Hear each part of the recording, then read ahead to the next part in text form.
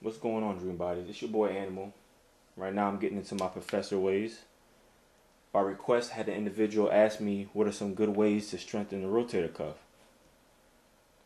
Before I discuss what are some good ways of strengthening or even rehabbing the rotator cuff, it's important to know what muscles make up the rotator cuff. The rotator cuff is made up of 4 distinctive muscles, as shown on your screen. Those 4 muscles are the supraspinatus, the infraspinatus, the teres minor, not to be confused with the teres major, and the subscapularis. A good way to remember these 4 muscles is just sits. Supraspinatus, infraspinatus, teres minor, and subscapularis. Now real quick, we're going to discuss why these muscles are important. For those who don't know, the rotator cuff, these 4 muscles make up, is located in our shoulder.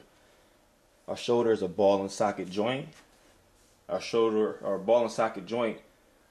is the most mobile joint in the body, meaning it has the most free range of movement.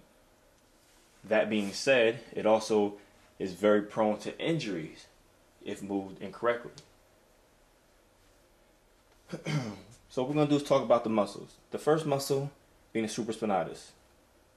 This muscle originates above the spine of the scapula. For those who don't know what the scapula is, it's on your screen. This is your scapula, this is your clavicle, also known as collarbone. Scapula, also known as shoulder blade. Whatever way helps you to remember. This originates above the spine of the scapula and inserts in the greater tuberosity of the humerus. The humerus is our upper arm, located underneath the biceps. That's why when we hit an arm, individuals say, I hit my funny bone, they're talking about the humerus. That's what they're actually hitting. The supraspinatus abducts or elevates the shoulder joint.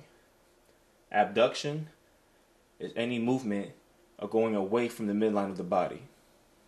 It also works with the other rotator cuff muscles to stabilize the head of the humerus and the glenohumeral joint or shoulder joint. Second muscle being the infraspinatus. This originates below the spine of the scapula in the infraspinatus fascia and inserts in the posterior aspect of the greater tuberosity of the humerus. For those who don't know, posterior, that means in the rear. That's behind. The infraspinatus externally rotates the shoulder joint. It also works with the other rotator cuff muscles to stabilize the head of the humerus. Our next muscle being right here, teres minor, not to be confused with the teres major. Teres minor originates in the lateral scapular border and inserts on the inferior aspect of the greater tuberosity of the humerus. Teres minor externally rotates the shoulder joint. It also works with other muscles to make up the rotator cuff. And lastly, subscapularis. Subscapularis muscle originates in the interior surface of the scapula.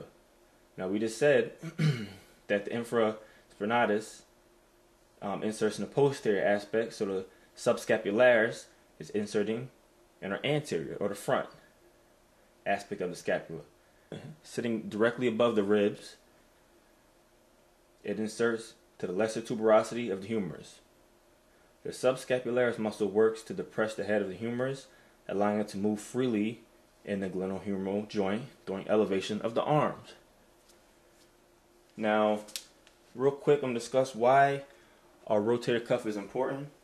The rotator cuff, its major job, is stabilization of our shoulder. Anytime you lift something above the head, your scapula is rotating to give you extra support.